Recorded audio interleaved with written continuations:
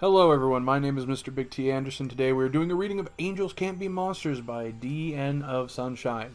This is a Digimon fanfiction, and if you're new here, thank you for listening first of all. I read fanfictions from different fandoms, in this case Digimon, stuff that I like for various reasons.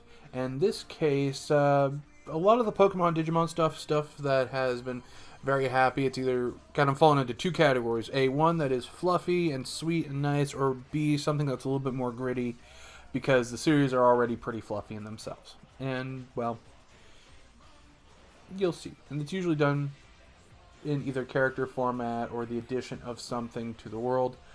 But we're getting ahead of ourselves. In this case, let's get to the meat of the matter, the fan fiction.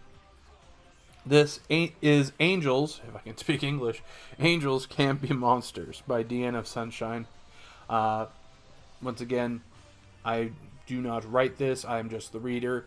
Links down below will be for the author's page as well as the story page. If you enjoyed it, please use those links, give the love. If you don't, then they don't know what they're doing right.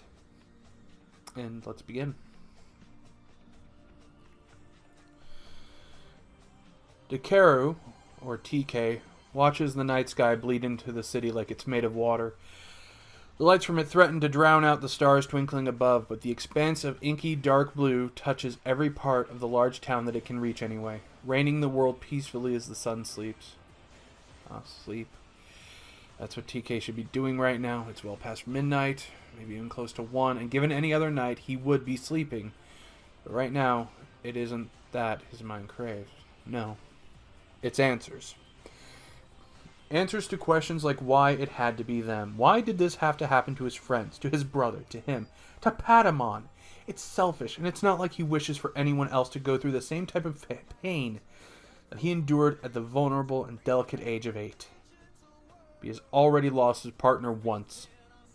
And the hurt that he'd felt that day was so incredibly raw and overwhelming that it had felt like he'd witnessed his partner dissolve 100 times over. Because he hadn't known that Patamon would be reborn. The moment his best friend started to fade was the moment his whole world broke into pieces.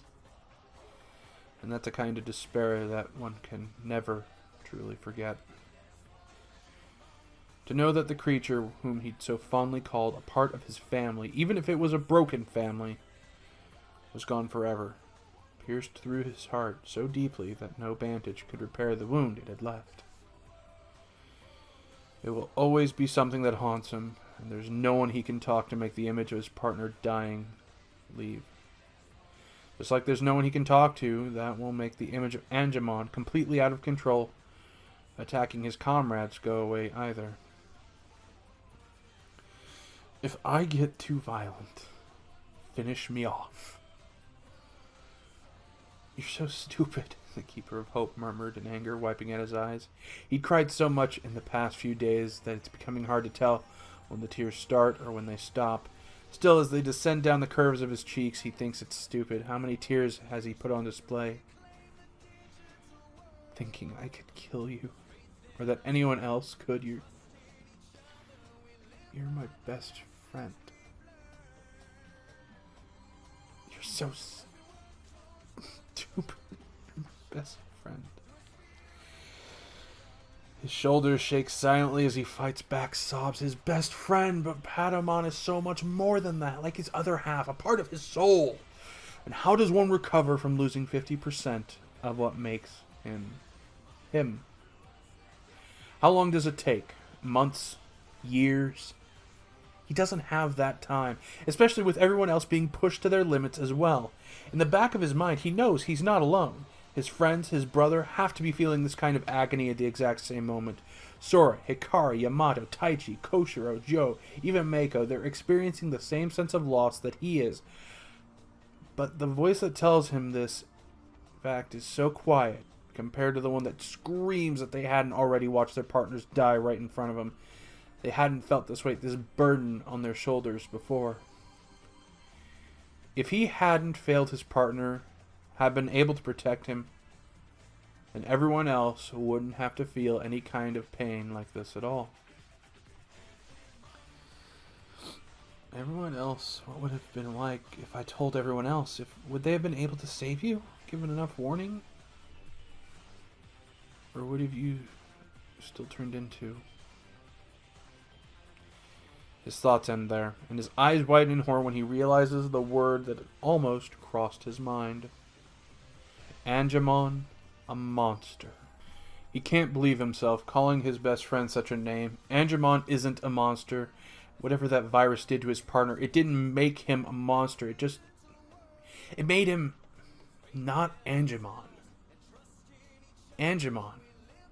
Angel, that's what his partner is an angel. It's part of his name. But there's the other part of his name. Mon. Short for monster.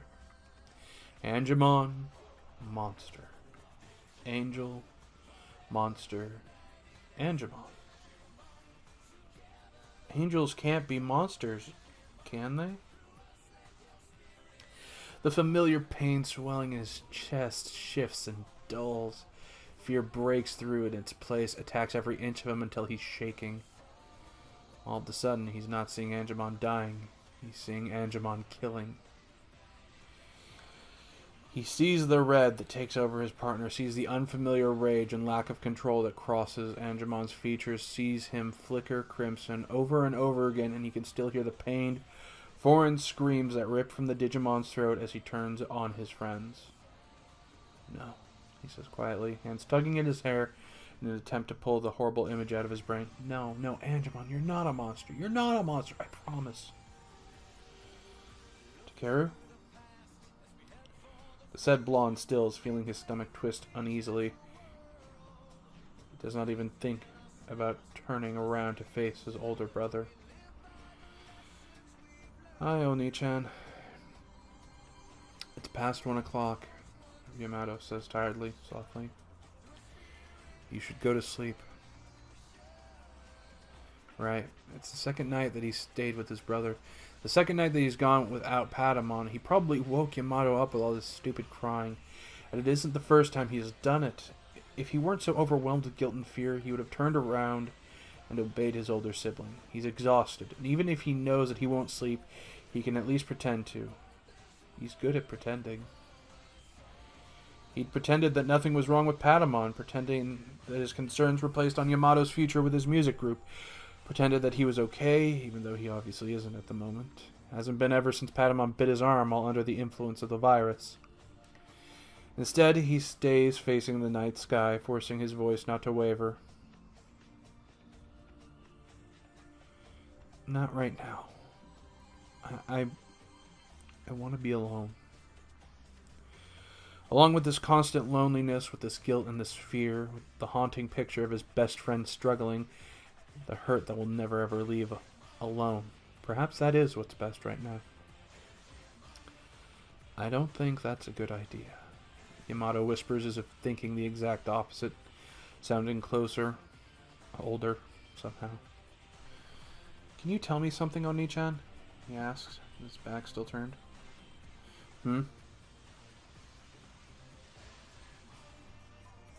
You don't think that Angemon is a monster, do you?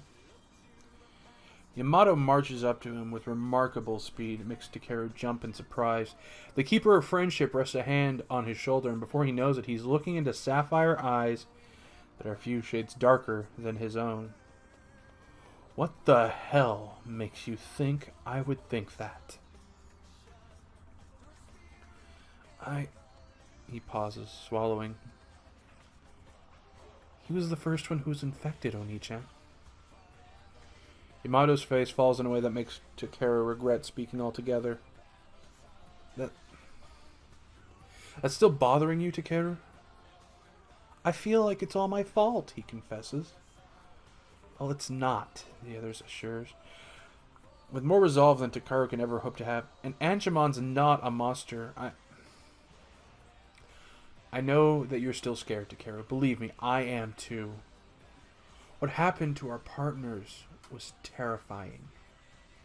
But it wasn't anyone's fault, let alone yours. Angemon wasn't Angemon. You know that.